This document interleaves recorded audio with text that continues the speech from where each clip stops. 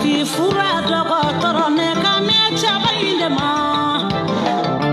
wa muti duku kola ka be ko karame tayo wallahi yenne nene ko me bonya ala kanuma iyana mama bonya segi nganu badema amulai karabe tani ka bonya. Alhamdulillahi rabbil alamina. Ami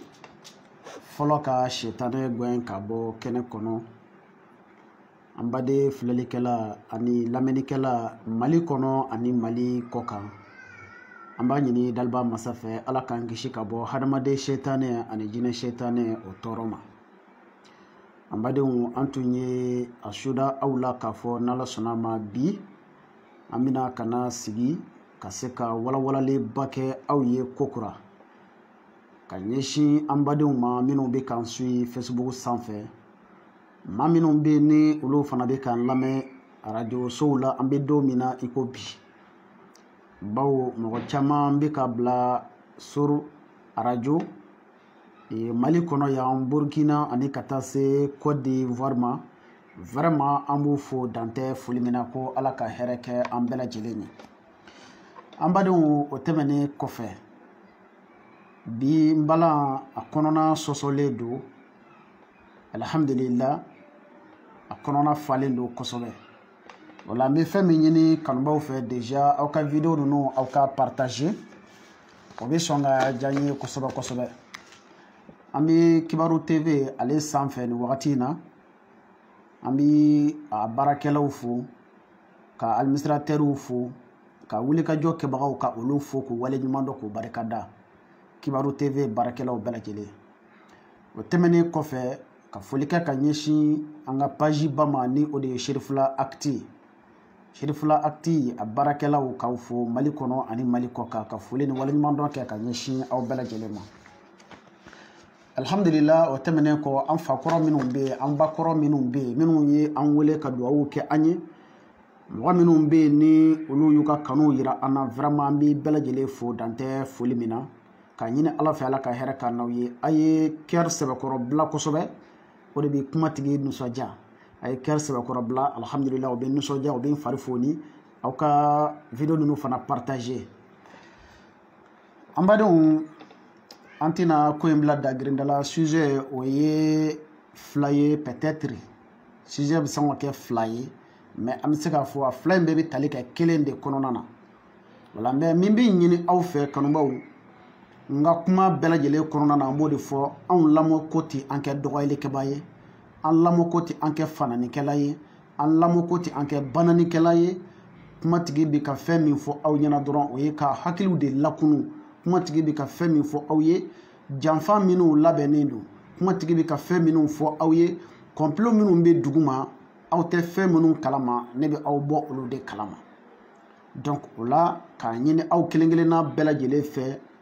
an ka jɛ ka dugawu de kɛ ɲɔgɔn ye hali bi an cɛsirilen don janfa fɛn o fɛn bɛ an b'a bɛɛ da kɛnɛ kan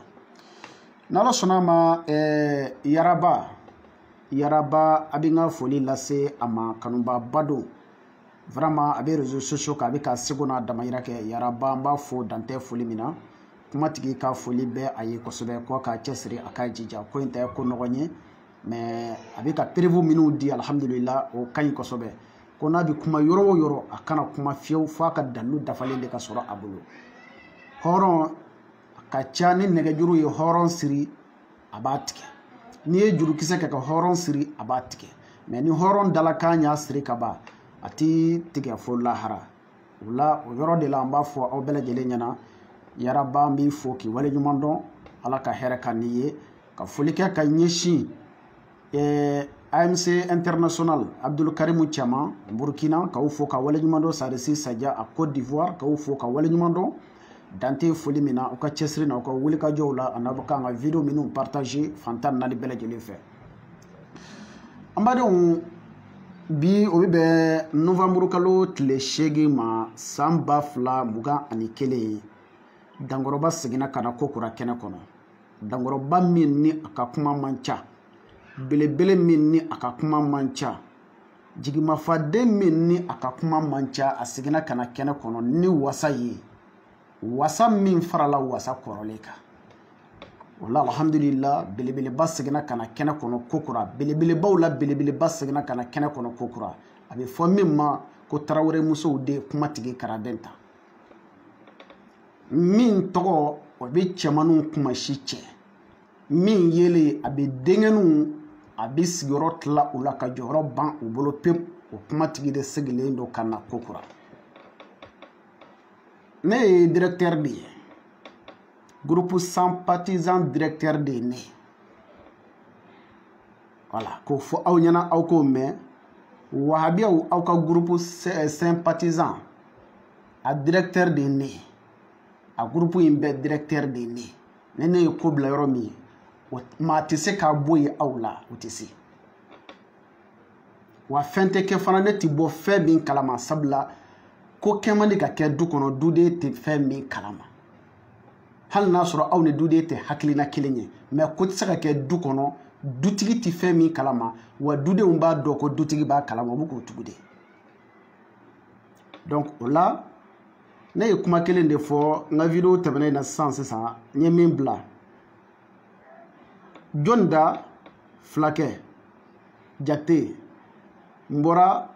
akoko amsaru be munke woyi wari nyini de obe ka warde boshi fantauna desabato la o ka doromenu ka flafla ale nakunde ka fantaunga wari minani bali ale nakunde ka fantaunga hake ka sigi uma fantaun amsaru bala ka fantaunga doromenu ka flafla mi mine ale jate nakunde wala sa ulu ka wari be se ka du ma chogomina ne gongo bashi te ni nana wala alhamdulillah o te bashi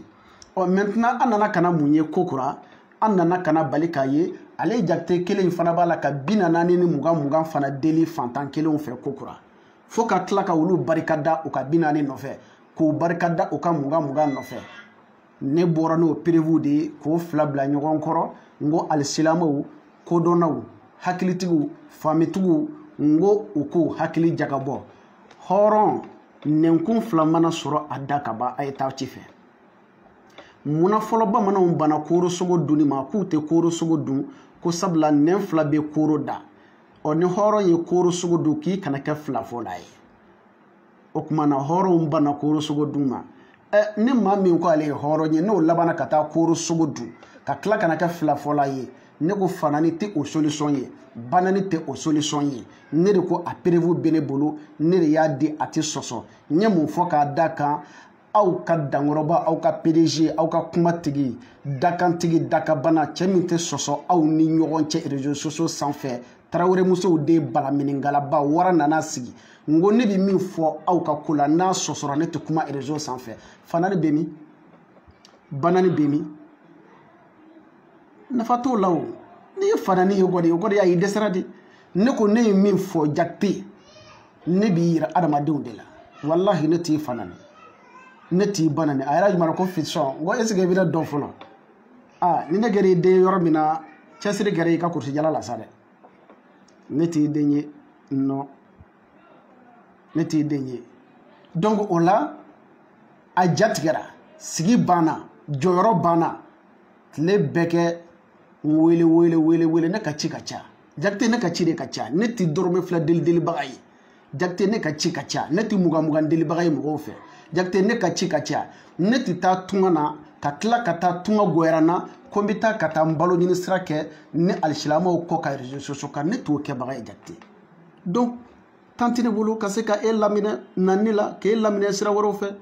vie privée b'i bolo ne b'i bolo baasi tɛ vie privée in kana bila dɛ mais a den kɛrɛfɛ fɔlɔ donc ni ne nin tilala nin na n ye min fɔ ne ye min fɔ jakite n'a sɔsɔra ne tɛ kuma réseau sanfɛ tuguni o ye mun ye o kɔrɔ ye ne ye min fɔ n'i ye dɔ wɛrɛ sɔrɔ k'a bila place la ko kumatigi ye nkalon de da i la tribunal ko tɛ fanani ko tɛ banani ko tɛ an b'i faga ko tɛ an b'i buruja ko tɛ i ka vie privée b'an bolo ko tɛ a b'i tan ko tɛ hɔrɔn n'a dala k'a y'a siri ka ban banna ne de ko ne bɛ min fɔ n'i ye dɔ wɛrɛ sɔrɔ k'a bila ne ta in place la ko a kɛra nkalon ye ko jakite m'a fɔ ne ye modification de kɛ n'o kɛra tiɲɛ ye n ko ne tɛ kuma réseau kan bilen dankɔrɔba sigilen don o de la PDG sigilen bɛ o de kama aha kuma tigi ko tende ati soso ala ka dan fɛn fɛ a tɛ sɔsɔrɔ bɛ min fana ta solution n'i kɛtɔ i ka fanani kɛ i dɛsɛra de n'i kɛtɔ i ka banani kɛ i dɛsɛra de n'i kɛtɔ i ka t'i nɔrɔ vie privée la i dɛsɛra de ne ye min fɔ o sɔsɔ dɔrɔn i ka taa sira fɛ halasa a banna ne ye min fɔ o sɔsɔ dɔrɔn n'i y'o sɔsɔ dɔrɔn a banna kuma bɛ min i ma se k'o sɔsɔ donc o kɔrɔ b'a yira n'i ye ko wɛrɛ labɛn c'est que tiɲɛ don mais ne ka vie privée dogolen tɛ diɲɛ si la a bɛ maa o maa bolo a ka di ye cogo cogo a kɛ ten kelen donc bi fana sigikun yɛrɛ ye mun ye donc n y'o bɔ k'o bila kɛrɛfɛ fɔlɔ ma tila dɛ Jakite hali bi aw ka groupe sympathisant directeur de bɛ ka kuma i fɛ groupe sympathisant directeur o de bɛ ka kuma i fɛ wahabiya groupe sympathisant directeur ko ne ko ko wahabiyaw a tɛ ɲɛ sɔrɔ Mali kɔnɔ mais o bɛ sɔsɔ de ya wahabiyaw ka ko nka bɛ ne de bolo a bɛ sɔsɔ de a tɛ sɔsɔ a tɛ ɲɛ sɔrɔ Mali kɔnɔ yan ne de y'a fɔ kɛlɛ t'o la o peut-être n'i ye ne ye i bɛ se k'an ta k'an bila i ka nbala kɔnɔ mais n bɛ min kɔni fɔ n'a sɔsɔra n bɛ taa lahara ne tɛ kuma réseaux sociaux in sanfɛ aw kɔni ka bilen aw kan ne tɛ kuma donc o la n y'o fɔ sisan an bɛ segin ka na sujet kɔnɔna na sympathisant u ye labɛn jumɛn de kɛ u ye labɛn min kɛ n b'i bɔ n'o fana prévu ye k'a di aw ma jigilatigɛ koba billahi n'i ka muso lasiribaatɔ b'a la ka ne ka nin video in filɛ a fɔ a ye k'a kana filɛ k'a ma ɲɛ a ma denmisɛnnin min si ma san 18 sɔrɔ a fɔ a ye k'a kana nin video in filɛ sa k'a kana filɛ k'a ma ɲɛ sabula a b'a hakili traumatiser quoi a b'a traumatiser maa min bɛ ne tension b'a la a fɔ a ye k'a kana nin video in a kana su abada k'a ma ɲɛ a ma n bɛna bɔ ni min fana ye su in na Jakite n ko ne de don balo prévu ye dɔrɔn c'est pas k'a fɔ an bɛ taa dɔ ka gâchette tigɛ a bɛ taa Hayidara ka gâchette a b'a tigɛ non nafa de b'o la n ko aw faw dɛsɛra Hayidara la yan a bɛ min fɔ a bɛ kuranɛ de kɔnɔ a bɛ min fɔ a bɛ hadisaw kɔnɔ a ye na n'o ye a k'o sɔsɔ dɔrɔn mais ne tɛ taa ye e dɛsɛra i faw dɛsɛra Jakite i karamɔgɔw dɛsɛra Jakite e ka misɛn o la mais ne de b'a yira i la k'i dɛsɛra sabula ne ye min fɔ i ma se k'a sɔsɔ a daminɛ ni bi cɛ i ma se k'a sɔsɔ n bɔra ni misiri ko ye i ma se k'a sɔsɔ n bɔra ni fɛn o fɛn i ma se k'a sɔsɔ donc o la i ka wari misɛnnin delili ko n bɔra n'o fana i ma se k'o fana sɔsɔ donc ne b'a dɔn sigi ka na i kana Mali kɔnɔ billahi Jakite n'i sera Bamakɔ ne b'i ta baara la y a pas de problème kan'i yɛrɛ sɛgɛn kana jɔrɔ ni baloko do kana jɔrɔ kuma tigi bi yan n b'i ta baara la billahi cɛ min kɔ sɛmɛyɔrɔ ka ɲi barikatigi don donc wahabiyaw ye labɛn jumɛn de kɛ ko Hayidara bɛ Haut Conseil ɲɛmɔgɔya la k'o de ti bɛn u ma y'a dɔn ne ka kuma ka gɛlɛn ne y'o de fɔ n ko ni ne kumana aw kana miiri ko kumatigi de y'a fɔ kumatigi bɛ bɔ ni prévu de ye k'a di aw ma wara bɛ bɔ ni prévu de ye k'a di aw ma wara a ye kɛrɛ bila déjà u b'a la ka n ka video signaler a ye kɛrɛ bila kosɛbɛ o la wahabiyaw ko cɛkɔrɔba san 60 cɛkɔrɔba min san 60 a ko ale t'a fɛ ka sa fiyewu ko hali ni Hayidara n'a bɛ bɛn saya de ma Hayidara ka bɔ Haut Conseil ɲɛmɔgɔya la a ko ale hali n'a bɛ bɛn tile 1 de ma n'ale bɛ sa Hayidara ka bɔ Haut Conseil ɲɛmɔgɔya la kana mɛnɛ da dɛ n ma kɔnɔ sɔɔni dankɔrɔba bɛ na n'a ka prévu ye kumatigi bɛ na n'a ka prévu ye k'a di aw ma wahabiyaw sympathisant directeur de ne a bɛ labɛn na taa kalama cogo di ne de ta ye aw ye ni ne ko min aw bɛ se k'o sɔsɔ wa a tɛ se k'o sɔsɔ n t'a fɔ ko n y'a mɛn maa wɛrɛ da dɛ aw yɛrɛ da de b'a lakali ne t'a fɔ n ko dɔ nana fɔ n ye dɛ aw yɛrɛ de b'a lakali aw b'a lakali parce que a kɛra directeur b'a kalama donc a ye makɔnɔ wahabiyaw ye min fɔ Hayidara ko la sisan n bɛna prévu di bɛɛ ma mais aw minnu kan ka denmisɛnninw lamɔ ni jogo ye aw minnu kan ka denmisɛnninw lamɔ ni kanu ye aw minnu kan ka denmisɛnninw lamɔ ni diinɛ tɛgɛ di ɲɔgɔn ma n'a fara ɲɔgɔn kan ma ye aw minnu kan ka o kɛ aw de ka kumakan kɛra nin ye a ye makɔnɔ sɔɔni sisan n bɛna bɛɛ di aw ma sisan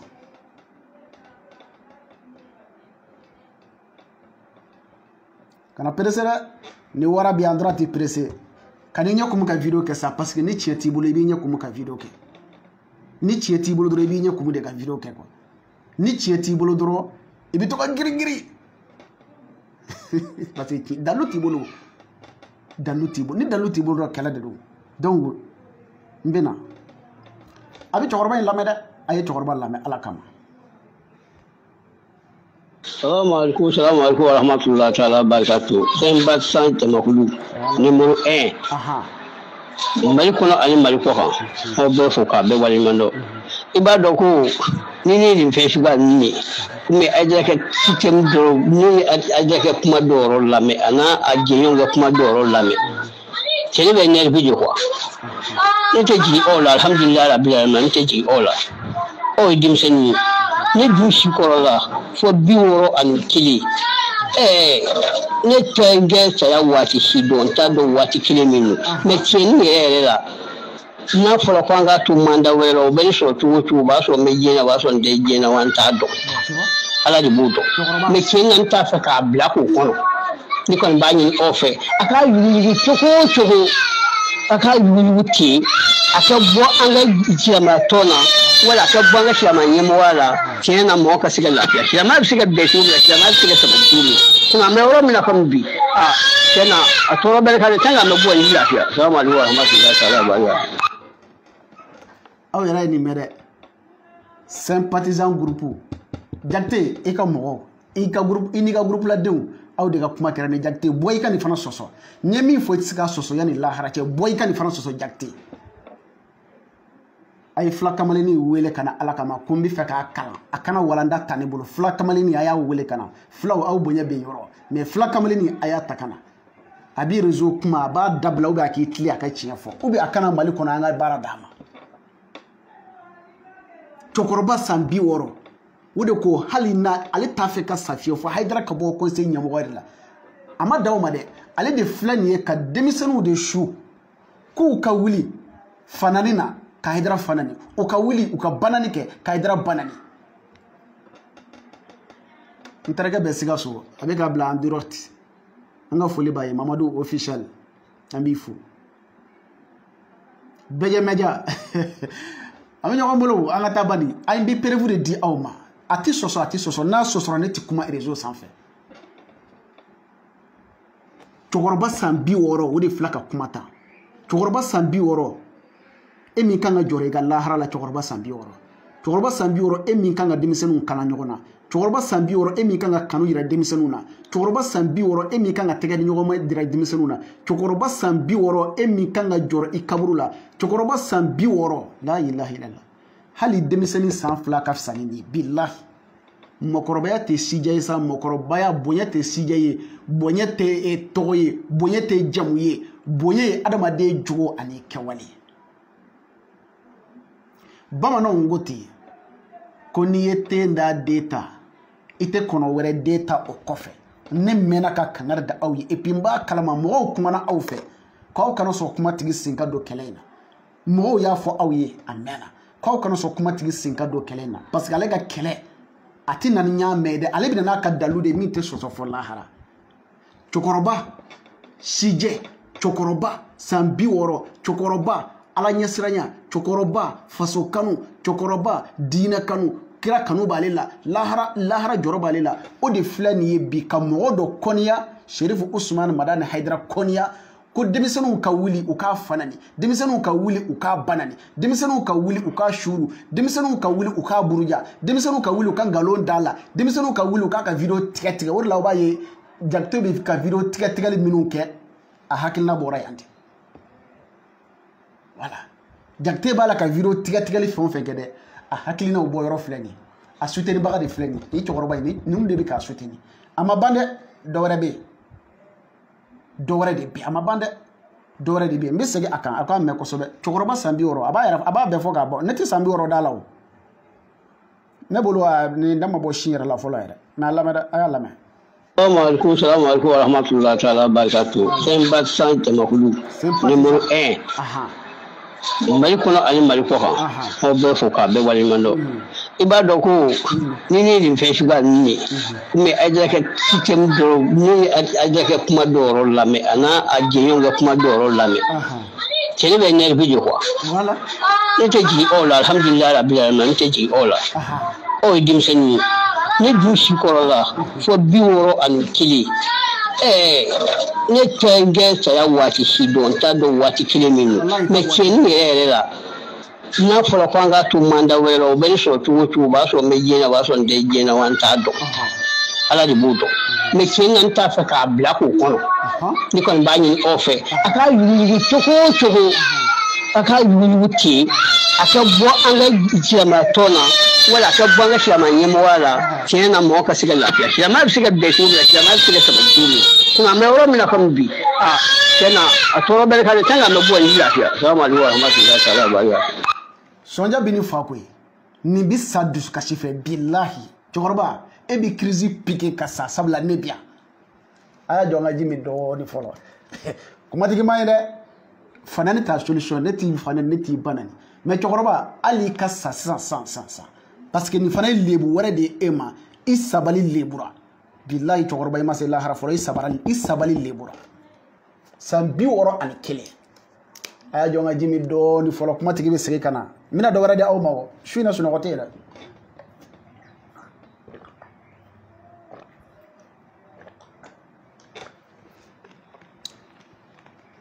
Voilà.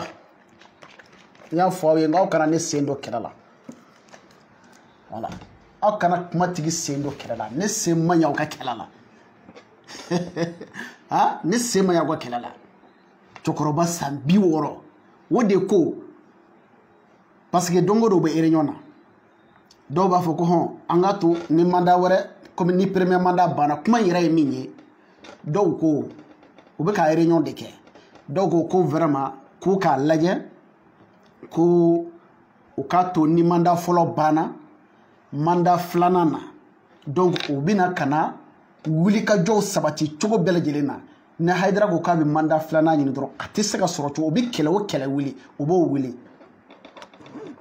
n b'aw lasɔmi ni kɛlɛ kelen de tun bɛ sen na ka Deko to ɲɛmɔgɔya dɔ in na au conseil ɲɛmɔgɔya la fɔlɔ ni kɛlɛ ninnu labɛnna cogo minnu fana na o fana bɛ yen sujet wɛrɛw ye n tɛna o don yan n bɛ fɛ ka hakili lakunu dɔrɔn donc o la u ye réunion de kɛ dɔw ko u k'a to ni mandat filanan bɛ n'o ɲini n'a bɛ n'o kɔni ɲini dɔrɔn donc u bɛ hakoro kɛ ka fananiw bananiw k'a tɔgɔ tiɲɛ k'a buruja k'a mangoya dɔw fana ko non k'u man kan k'a to mandat wɛrɛ yɛrɛ de ka se f'a ka démissionner yɛrɛ de comme a yɛrɛ tun ko k'a bɛ démissionner jeunesse farala ɲɔgɔn kan ka taa dede donc delili ma diya olu ye donc o la sisan fɛɛrɛ bɛɛ lajɛlen de bɛna tigɛ sisan cɛkɔrɔba de ma se ka sigi a ma se ka lafiya a ka lahara gɛlɛyara a bolo a ka diɲɛlatigɛ sigi tiɲɛna a bolo en tant que Hayidara bi haut conseil ɲɛmɔgɔ la o gɛlɛyara a bolo o ma se ka ɲɛ a bolo mais haut conseil ɲɛmɔgɔ de fɔra Hayidara bi ɲɛnamaya la yɛrɛ de bɛnnen tɛ nin ma en vrai dire Hayidara bɛ ɲɛnamaya la dɛ o yɛrɛ de bɛnnen tɛ nin ma Hayidara bi ɲɛnamaya o yɛrɛ de bɛnnen tɛ nin ma donc o la prévu ni prévu dɛ a y'a fɔ Jakite ye ko kumatigi de don a ye Jakite wele ka na ko a ka directeur de ko ten ko a ka directeur ko ne de ko n bɛ bɔ n'a ye dalu ni dalu Jakite n'a sɔsɔrɔ ne tɛ kuma réseau sanfɛ kumatigi ko tɛ fanani tɛ yen vie privée tɛ yen an b'i faga tɛ yen i y'a dɔn u bɛ ka mɔgɔw bila ka ne ɲini fan bɛɛ lajɛlen fɛ u bɛ ka fɛn bɛɛ lajɛlen kɛ ko ne an b'i agressé de an b'i don ta a bɔra tan dɛ a ye t'aw ci fɛ a ye t'aw ci fɛ directeur bi yan ma tila dɛ parce que aw kana bɔ ka ben quoi tiɲɛ yɛrɛ la n bɛ min jɔrɔ dɔw ye kasi daminɛ ka ban mɔgɔ dɔw ye kasi daminɛ dɔw ye jɔrɔ daminɛ n y'a fɔ aw ɲɛna n ko aw kana sɔn denmisɛnninw ka nin video in lamɛn a ye makɔnɔ filanan bɛ yen n bɛn'o di aw ma cɛkɔrɔba kumana cɛkɔrɔba tilalen kɔfɛ ani min kumana n bɛn'o de di aw ma sisan a y'a lamɛn. Salamu alaikum wa rahmatullahi wa barakatuh. Groupe Côte d'Ivoire. Sympathisant Côte d'Ivoire. Ouais. Tiens le tiens le an kan ka po ka kuma Hayidara kan le voilà groupe in yɛrɛ sigila Hayidara yɛrɛ kan le a ma kɛ komi a sigila mɔgɔ wɛrɛ kan dɛ a sigila Hayidara yɛrɛ kan parce que voilà n bɛ pause minɛ yen fɔlɔ groupe sympathisant yɛrɛ sigi kun o de filɛ ka fɔ aw ɲɛna sisan nin tɛ bɔ ne dago ye nin tɛ bɔ ne de daminɛ wa bɛ aw ka groupe sympathisant ko a sigira Hayidara yɛrɛ de kama i y'a dɔn cɛkɔrɔba bɔra ka kuma sisan cɛkɔrɔba ko ale fɛla ye min ye cɛkɔrɔba y'o fɔ donc dɔ fana bɔra k'a confirmer ko groupe sympathisant a sigi kun tɛ fa kama ye a sigi kun tɛ ba kama ye a ma sigi diinɛ kama a ma sigi ala kama a ma sigi hɔrɔnya kama a ma sigi danbe kama a ma sigi yɛrɛdɔn kama a ma sigi halalaya la a ma sigi hɔrɔnya la a sigi kun ye Haidara de kama ye dɔrɔn a banna parce que Haidara commandant ye a banna mais kana ne ka kuma in jate dɛ a to i k'a lamɛn olu yɛrɛ da o de ka ɲi kuma tigi n'a b'a fɔ dɔrɔn a bɛ prévu de di i ma. Tiɲɛ lo an kan ka fɔ ka kuma Haidara kan de voilà groupe in yɛrɛ sigila Haidara yɛrɛ kan de a ma kɛ komi a sigila mɔgɔ wɛrɛ kan dɛ a sigila Haidara yɛrɛ kan parce que Haidara de bɛ mɔgɔ filila ka taa bin na tiɲɛna groupe in kɔni sigila Haidara kan a ma sigi mɔgɔ si kan dɛ an k'a sigi Haidara le kan voilà fo ka Haidara tɔgɔ fɔ k'a latigɛ k'a perepere k'a fɔ ko Haidara parce que a bɛ mɔgɔ filila a ka diinɛ ni fira ɲajugu kan a ka diinɛ ka ta k'a tura kun kan n'o ma fɔ jɔn de bɛna fɔ an tɛ se k'o fɔ dabila dɛ tiɲɛni yɛrɛ la an tɛ se k'o fɔ dabila an bɛ kuma n'ale de kan sinon tɔrika mɔgɔ tɔw bɛ yen an tɛ kuma n'olu kan mɔgɔ sɔn an tɛ kuma la kan parce que olu tɛ kuma la olu tɛ kuma la u b'a ye ka baara kɛra mais o ma diinɛ la gosi o ma diinɛ buruja mais dɔ ninnu k'o yɛrɛ kɛ komi arijinɛ olu ka ta ye arijinɛ ye ka diinɛ tura kunjugu kan ka diinɛ fɔ k'a tiɲɛ c'est pas la peine quoi fo an ye bɔ le ka kuma n'o tɛ n'e ma bɔ ka kuma ka mɔgɔw bɔ fili la an tɛ se k'an daji voilà fo Haidara yɛrɛ bɔ k'a fɔ le ko ale filila la n'a m'o fɔ an t'an daji salamu aleykum. Voilà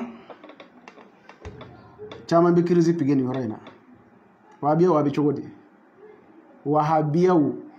ne de ko n ko wahabiya tɛ ɲɛ sɔrɔ Mali kɔnɔ yan u bolo ko n y'a fɔ ko kuma gansan de don yɛlɛko kuma de don yɛlɛko kuma tɛ kuma gansan tɛ aw ka directeur de ko k'a tɛ ɲɛ sɔrɔ mais ni ne de kan ka fanga di ko min ma mais ni ne ko n k'a tɛ taa ɲɛ kɛlɛ bɛ min kɛlɛ t'o la o ne de ko n k'a tɛ taa ɲɛ ni ne ko a tɛ taa ɲɛ kɛlɛ bɛ min mais nin fana ka kuma lamɛn ala kama u ka sympathisant groupe n'o ye wahabiya groupe ye a ma sigi hɔrɔnya kama a ma sigi danbe kama donc nin yɔrɔ la Jakite nin kuma in Jakite nin bɛ e de gosi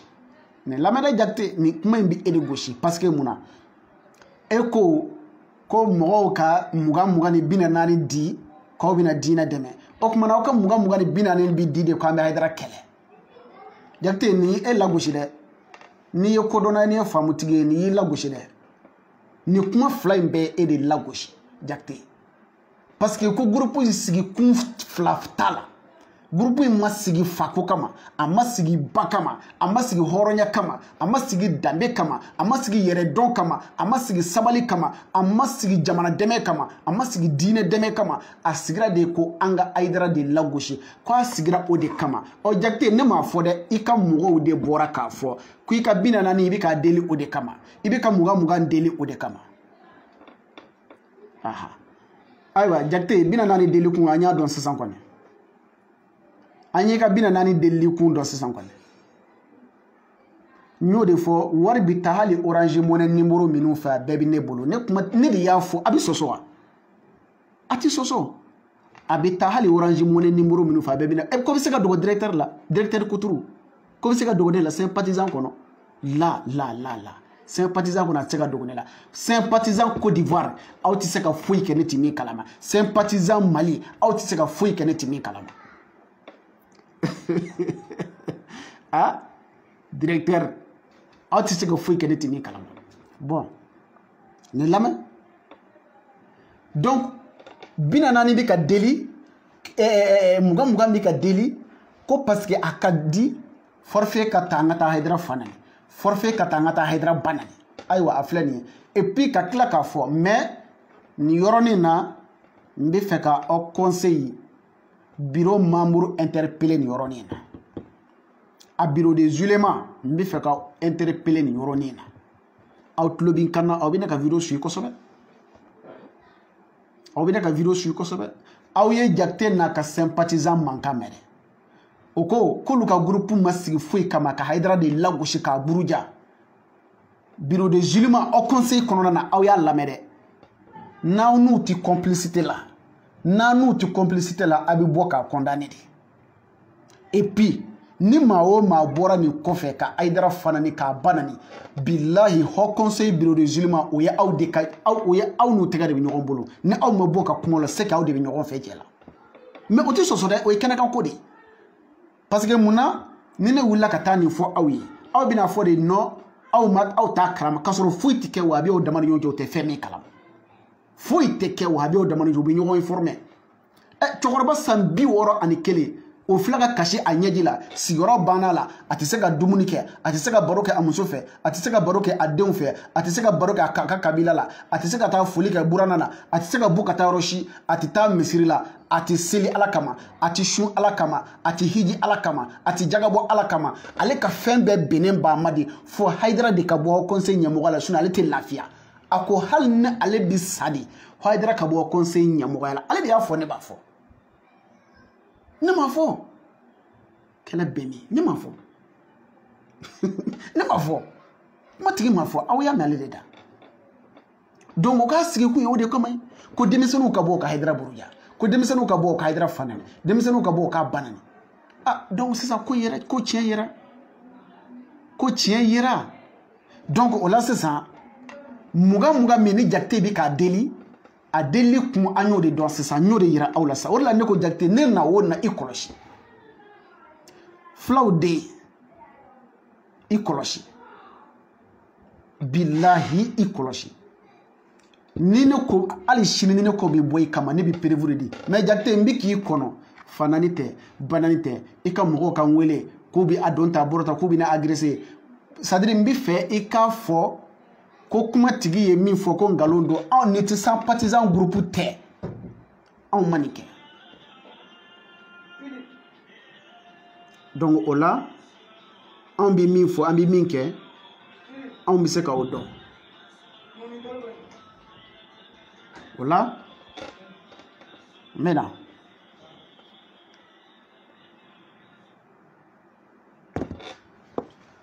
dalu han Haut Conseil bureau de jugement aw ye nin mɛn dɛ ko fo Haidara ka bɔ Haut Conseil ɲɛmɔgɔya la mais bureau de jugement aw kana sɔn ne ka na aw kama dɛ non n tɛ fɛ ka na aw kama n tɛ fɛ parce que n ka mɔgɔba caman bɛ yen n tɛ fɛ ka na aw kama mais nin lamɛnnen kɔni kɔfɛ Haut Conseil bureau de jugement ni aw de ma wuli Haut Conseil bureau mɔgɔ tɔw ni aw de ma wuli ka fu siri nin ko dan na fanani bananikɛla tɛ olu dɔrɔn bolo dɛ bananikɛla tɛ olu dɔrɔn bolo dɛ non yɛrɛ dɔn de bɛ ka danfara don hadamadenw ni ɲɔgɔn cɛ n bɛ Ala nɔfɛ ani min tɛ Ala nɔfɛ o tɛ kelen ye sɛtanɛ mɔgɔ ani min tɛ sɛtanɛ mɔgɔ ye kelen tɛ hɔrɔn ani hɔrɔnkolon kelen tɛ donc hɔrɔnya de bɛ anw na danbe de bɛ anw na anw de bɛ Ala nɔfɛ o kama réseau bɛɛ ni y'an ka fanani banani kan mɛn nani a ye an ka fanani banani n'o tɛ jɔn b'a fɔ ko kuma tigi tɛ se o la ni ne ye n labɛn fanani banani kama est ce que mansaw Gaburuyɛli Ture b'u jɔ a t'u jɔ dɛ mais ne lamɔ ko a baara tɛ bɔ ne da mais Haut Conseil a ye wuli a k'aw jɔ n b'aw de interpeller et puis a ye n ka vidéo ni yɔrɔ in tigɛ a k'a di Haut Conseil bureau de jugement ma k'u y'a mɛn n bɛ segin a bɛɛ kan sisan u k'a lamɛn a ye nin vidéo yɔrɔ tigɛ a k'a di Haut Conseil bureau de jugement ma ko kuma tigi de ko ten k'u k'a lamɛn dɛ k'u ka wahabiyaw wulilen bɛ kuma janfa min na sisan et puis u ye nin kɛ même pas 4 jours nin kɛra sisan même pas 4 jours n y'u gosi don min na don min nin bɔra ni Jakite ka warimisɛnnin delili ko kuma ye Jakite b'a la ka warimisɛnnin delili don min na a ko 40 ka di 20 ka di parce que a baloko gɛlɛyalen don a ko a bɛ fɛ mɔgɔw ka ɲa ale ma joona a bɛ tunga fɛ Gabon ye Gabon kɛmɛ ka gɛlɛya a ma fɛn t'a bolo foyi muso ni denw bɛ yen denbaya bɛ ka caya dɔrɔmɛ t'a bolo donc a bɛ ka 40 deli fɛɛrɛ la a bɛ ka 20 deli fɛɛrɛ la mais hali wari minnu farala ɲɔgɔn kan k'a di Jakite ma ko fɛɛrɛ bɛɛ lajɛlen kɛ ka nin kɛ tan i ka nin kɛ tan a bɛɛ bɛ ne bolo koyi Jakite ne tilala e de la a mɛnna ka sɔrɔ ka na n sigi yan ne tilal'i la de a mɛnna ka sɔrɔ ka na n sigi yan n ko ne b'i dɔn de Jakite ne b'i dɔn de kana miiri k'a fɔ ko ne nana ka na kuma i ka tilegan tere de ne b'i dɔn de o ne b'i dɔn a ye nin lamɛn dɛ a ye nin lamɛn et puis n bɛ tila ka na vidéo wɛrɛ bɛ n bolo n bɛna min yira aw la n tɛmɛtɔ don a b'u lamɛn a lamɛn. Salamu alaikum. A bɛ nin lase haut conseil mɔgɔw ma. Haut conseil bureau mɔgɔw a ye nin lase u ma ko kumatigi bɛ ko interpeller yan. N bɛ ko interpeller yan. Haut conseil mɔgɔw a ye nin lase u ma u k'a lamɛn. Voilà. Soit u ka jɛn n'a ye u k'a fɔ ko minnu ye nin fɔ silamɛw tɛ. Ni silamɛw tɛ don ni kafiriw de y'a fɔ. O kumana an b'u to kafiriw bolo ye. Mais en tant que n'u ko silamɛw don o kumana u ka bɔ n'a ye n'olu de bɛ ka silamɛw représenter u ka bɔ n'a ye u k'a fɔ k'u tɛ jɛn ni a ye. Donc a ye n ka vidéo tigɛ a k'a lase au conseil bureau de jugement ma u k'a lamɛn a ye vidéo in lamɛn. Ala barika to Senba San Jamakulu numéro 1 Mali kɔnɔ ani Mali kɔ kan aw bɛɛ fo k'a bɛɛ waleɲumandɔn i b'a dɔn ko ni nin fɛn suguya ninnu ye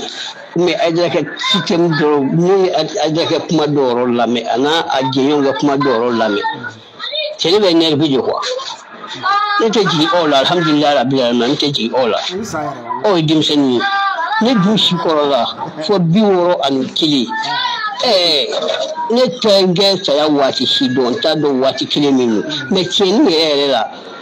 n'a fɔra ko an k'a to mandat wɛrɛ la o bɛ ne sɔrɔ cogo o cogo o b'a sɔrɔ n bɛ diɲɛ na o b'a sɔrɔ n tɛ diɲɛ na wa n t'a dɔn ala de b'o dɔn mais tiɲɛ na. cɛkɔrɔba i tɛ sa ala t'i faga yanni Hayidara ka mandat wɛrɛ cɛ ala t'i faga dɛ mais ala b'a kɛ i ɲɛna de cɛkɔrɔba i b'a ye walahi ala t'i faga. cɛkɔrɔba bilahi i bɛ nin kɛ ne yɛrɛ bɛ ala deli cɛkɔrɔba ala ka n'i fa mais cɛkɔrɔba Hayidara ka mandat wɛrɛ o bɛ k'i ɲɛna de i b'o ye piya cɛkɔrɔba ni jabɛti b'i minɛ a b'i minɛ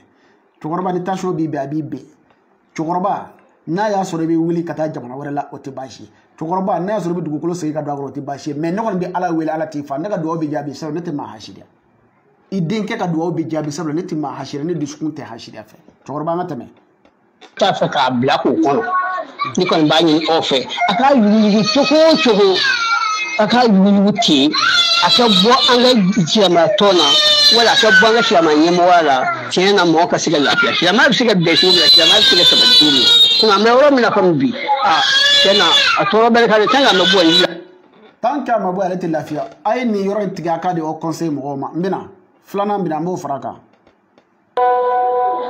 Salam alaikum wa rahmatullahi wa barakatuh. Groupe Côte d'Ivoire. Sympathisant Côte d'Ivoire.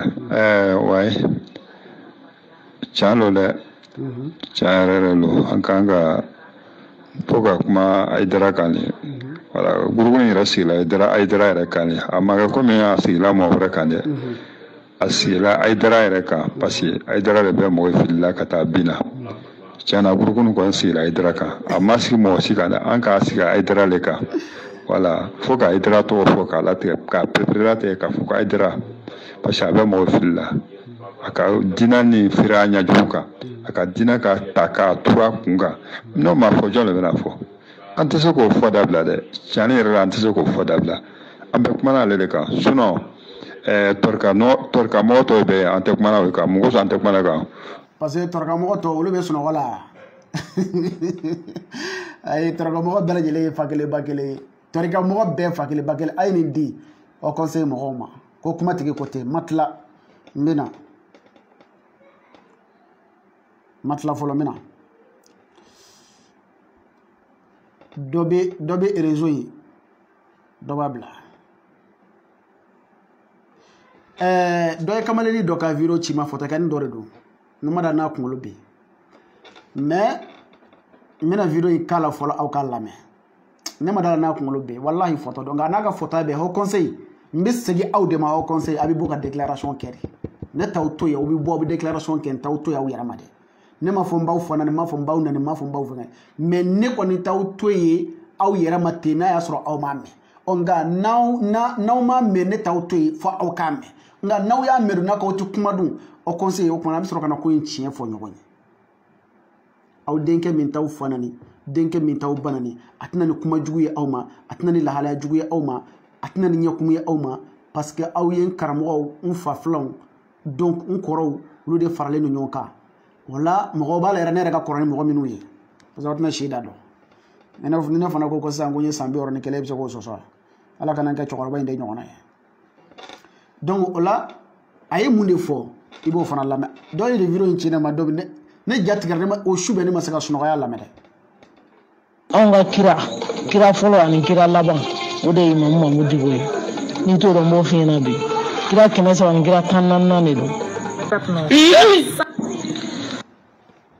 Allahu akbar jonde ni fo ko Madu Tolo fotakeri dore do Allahu akbar wa biya aw ko on de be ka Haidara ke komi kira aw ma fo ko an ga ma kira de aw ko ami ka ta komi kira ko ami ka bonya ami ka karama mais aw kan fotakeni mbora ka fo ko lu ka kira folo anu lu ka kira laba ko ode Mahamudu Diko amada o ma ko lu ka kira 114 de Mahamudu Diko wa biya aw de ko iba mana kuma fɛn fɔ k'a bi wuli a bɛ taa kutubaw yɛlɛ wa bi on bi fɛ ka ka kutuba mɛn nin kan billahi ni halala bɛ ni hɔrɔnya bɛ ni yɛrɛ dɔn bɛ wa bi a ko kutuba a ye taa kamalen nɔfɛ tɔgɔ ɲini na a ka wa bi kɛ nɔlɔma ye a tɔgɔ yɛrɛ jumɛn jaabi wa jaabi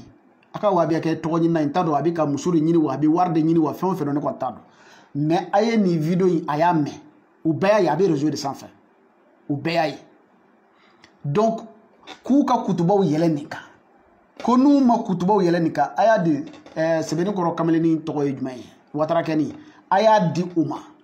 olu de bɛ kutubaw yɛlɛ ko iba y'a kɛ tan Haidara den dɔ y'a kɛ tan Haidara den dɔ y'a bɔ tan Amzar karamɔgɔ dɔ y'a kɛ tan ayiwa aw ma deli ka nin mɛn Haidara den da fɔlɔ ko mɔgɔ dɔ simple adamaden dɔ k'o ye olu ka kira n'u ka kira fɔlɔ n'u ka kira laban ye fo k'a citer k'a fɔ k'olu ka kira 114 de don et puis k'a préciser hali n'a tun ko anw ka kira 114 a ka d'aw ma an bɛ se ka ɲɔgɔn sama mais a ko Mahamudu Diko ka segin a ka Mahamudu Diko respecté wa ou bien tɔgɔ de yɛrɛ Kawuji min ka tɔgɔ ye Kawuji min tɔgɔ minnu fɔ a ma ne yɛrɛ ɲinɛna tɔgɔ minnu yɛrɛ ko donc a ka mali yɛrɛ tɔgɔ ye jumɛn ye Tolo Madu Tolo ko kira 300 kira 114 de ye Mahamudu Diko ye an ka shekuba Mahamudu Diko an karamɔgɔba Mahamudu Diko an ka Haut Conseil ɲɛmɔgɔ kɔrɔba Mahamudu Diko ko ale de ye kira 300 kira 14 ye la ilaha illallah auzu billahi minash shaitanir rajim auzu billahi minash shaitanir rajim ayiwa wahabiyaw aw ye nin lamɛn n bɛ fɛ k'aw ka kutuba dɔ ye nin kan n bɛ fɛ k'aw ka video dɔ ye nin kan wahabiyaw n'o ma kɛ billahi hɔrɔnya tɛ wahabiyaya kɔnɔ hɔrɔnya t'a la ne ti mɔgɔ nani ne ma mɔgɔ nani mais na aw ma kuma nin kan k'a yira kamalennin ma k'i fili la i ye fili juguba kɛ segi ko i ka tuubi ɲɔ tɛ i bɛ kafira nin na fo diɲɛ ka wuli parce que munna a bɛ kuranɛ de kɔnɔ ko Muhamadu kisi ni nɛɛma b'a ma ko ale de ye nabi ɲumanw ni kiraw laban ye ale de ye nabi ɲumanw laban ye ale de ye kiraw laban ye kira laban ani nabi ɲuman laban a ye mɔgɔ dɔ préciser n'o ma bɔ hɔrɔnya bɛ min parce que munna n'aw y'a fɔ ko Iba ko tan n'a ko Amzar karamɔgɔw ko tan n'a ko Haidara denw ko tan olu minnu ma fili u tɛ fili sabula u t'u ni dungo fɔ u bɛ ka kuma ni Ala ka diinɛ tiɲɛ de mais o n'a ta bɛɛ a ko fɔ a ka nkalon wɔgɔbɛ k'a da o la o jango mɔgɔ min y'a kɛrɛnkɛrɛn ko kira 300 kira 14 o de ye Mahamudu Diko ye Badalabugu Mahamudu Diko o kumana wahabi aw bɛna mun fɔ sisan aw bɛna mun fɔ sisan kabakoba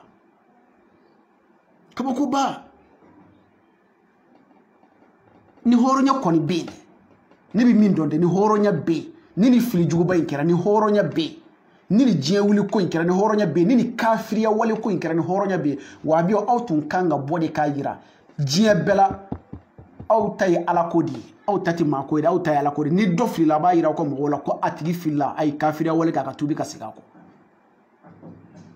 aw kan k'o kɔni kɛ n'aw m'o kɛ n'aw y'aw da maga maa wɛrɛ ta la nɛn b'an bɛɛ kunna ha kira 300 kira 14 na Allahu akbar auzu billahi minash shaitanir rajim a b'a da ten da an ka bɔ nin kɔnɔ n tɛ fɛ ka janya nin kan sabula n m'a fɔ Ala kana minɛ a ma Ala yafa ma Ala yafa ma dɛ yafa ma Ala ne m'a fɔ a ma bɔ ne da donc wahabiyaw n bɛna an ka video kuncɛ ni min ye i b'a dɔn a ye video a ye kɛri bila kosɛbɛ u bɛ k'an ka video signaler a ye kɛri bila kosɛbɛ u ka banabaatɔ dɔ fana bɛ yen ale ko n'ale sen cunna Mali la don o don k'ale bɛ kuma tigi agressé de quoi k'ale b'a faga de mais attention n bɛna a y'a lamɛn dɛ o la ne ko ne tɛ kuma ni perewu tɛ dɛ a y'a lamɛn. Aka segi akan déconnecté ka message ni bila kana ma parce que vocal in ye 3 de ye donc vocal ye 3 de ye n bɛ hakɛ to ɲini aw fɛ vocal in tɛna se k'a bɛɛ jouer parce que nani jugu caman baden b'a la a ye n bangebaga nani jugubaw kɛ kosɛbɛ donc a ma ne tɔɔrɔ mais peut-être aw minnu bɛna lamɛn a kana aw degun kojugu a kana kɛ i n'a fɔ komi n ka vidéo kɛlɛ bɛna kɛ fanani banani kɛyɔrɔ de ye donc o kama n tɛna fanani banani k'a la c'est pour ça que aw bɛna kuma in lamɛn a camancɛ de la ka taa mais don nataw don n b'a bɛɛ jouer fo k'a ban a bɛ n fa nani cogo min a bɛ n ba nani cogo min na n b'a mɛn mais ale fɔlɔ tɛ quoi a caman ba de bɛ yen kamalennin min tun bɛ yen ko cogo di Usumani Kulubali ne ye tanga bɔ a ka ko ɲɛma don min k'a ye ne wele appel de la hali sini appel bɛ harcelé min bolo ko ne bɛ sa ne k'a ma n ko ne kumatigi tɛ wa ne kuma n'i ka f'i ka sa tanga ti da e ka tuguni a y'a to la a taara bɛn waliden dɔ kan o y'a minɛ k'a datugu kaso la a bɛ segin jogo in ma koyi mais n ti yen kosɛbɛ Usumani Kulubali a y'a fɔ a ye ko ne de ko ten ko kumatigi bi a ka kɛnɛ hali bi baasi foyi t'a la mais a bɛ vocal in lamɛn a tigi bɛ ka min fɔ a y'a lamɛn kosɛbɛ sinon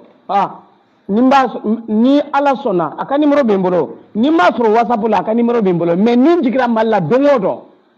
billahi ni jigira Mali la don o don n b'a a bɛ yɔrɔ o yɔrɔ bɛɛ dingɛ kɔnɔ n b'a labɔ n bɛ bɔgɔ k'a la hali siga yɛrɛ t'a la haramu dunna ninnu ka balo haramu ra ka mɔ haramu kɔnɔ ka balo haramu kɔnɔ ka tiɲale muna a ye mawuti bila min kama a b'a dɔn ka free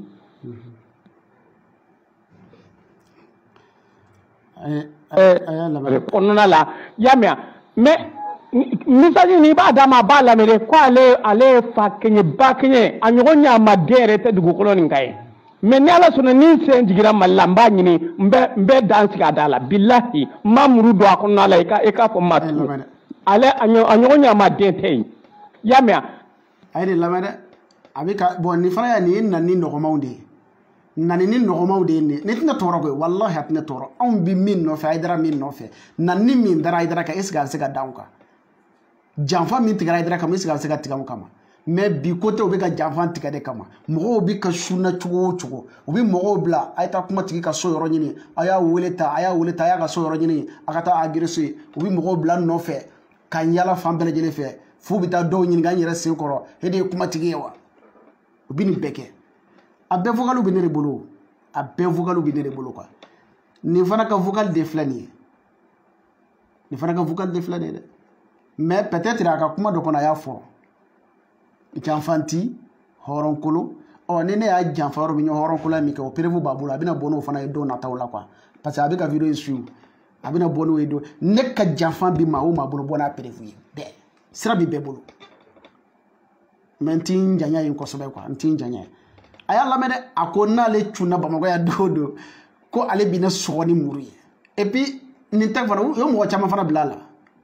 u ye mɔgɔ caman peut-être nin ye occasion de ye ne k'a fɔ dɔrɔn ne tɛ nin fɔ quoi u ye mɔgɔ caman fana bila a la a y'a lamɛn. mais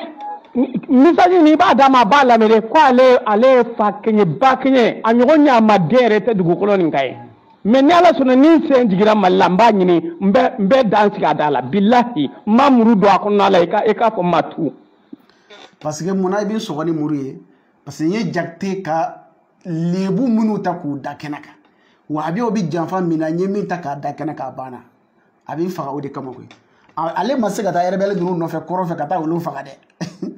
mɔgɔ minnu b'a la ka Mali nafolo suɲɛ a ma se ka taa olu faga dɛ fo kumatigi min b'a la ka dɔ ka janfa da kɛnɛ kan ko a bɛ fɛɛrɛ kɛ ka kumatigi de faga il y a pas de problème ne y'a fɔ e ye ko ne bɛ diɲɛlatigɛ in kan ne bɛ fɛ ka to yan de yan o tuma ne ka lɛri wɔɔrɔ ta kun ye mun de ye ne b'a dɔn ne tɛna to yan ala ka na ni ɲuman ye n balimakɛ n bɛ dugawu k'i ye ko ala ka na ni ɲuman ye et puis min ye n kabakoya fana dɔgɔnɔ de don quoi parce que n'a bɛ deli ka kuma o n'a bɛ deli ka kuma dɔgɔnɔ de don n tɛ se ka kuma jugu ta nin yɔrɔ la an b'a fɔ ko an karamɔgɔ ɲɛna an bɛ hakɛto ɲini a fɛ parce que dɔgɔnɔ de don dɔgɔnɔ ma boso ni dɔgɔnɔ cɛ n tɛ se ka kuma jugu fɔ a ma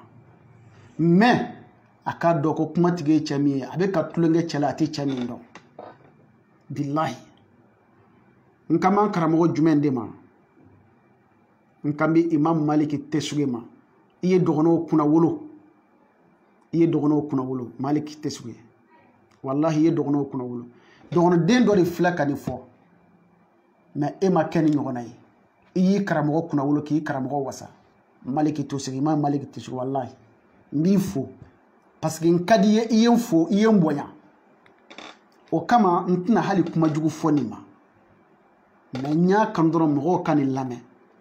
imam maliki tɛsuge an ka nin video in yɔrɔnin tigɛ a k'a di imam maliki tɛsuge n bɛna segin a yɔrɔnin kan a k'a lamɛn a y'a di imam maliki tɛsuge ma ko dɔgɔnɔden dɔ de filɛ nin ye ka kɛ tan nin tɛ maliki ka laɲini tɛsuge ka laɲini tɛ nin ye nin bɛ tɛsuge yɛrɛ maloya nin t'a ka laɲini tɛ nin ye mais a y'a fɔ dɔgɔnɔkɛ ye ko ne yafalen don a ma a sera ka kumatigi faga o n yafalen don a ma a ma se ka kumatigi faga o n yafalen don a ma anw karamɔgɔ y'an deli min na dɛ c'est à dire se to i ye ka yafa Haidara y'an deli o de la e tɛ dɛ wallahi mɔgɔ hakɛ min ka vocal bɛ ne bolo kumatigi n b'i faga o ka ca a maa tɛ yen n ye min lase fanga la a maa tɛ yen n ye kuma jugu fɔ maa min ma ne t'a f'i ma ouais a ye video yɔrɔ tigɛ a ka di tɛsuge ma a y'a lamɛn a bɛ ka na profɛn bin a y'a lamɛn dɛ a bɛ nani cogo min na mais nani tɔw bɛ yen vocal tɔw bɛ yen n ma sɔn k'a jouer parce que a nani ka jugu a nani ka farin koro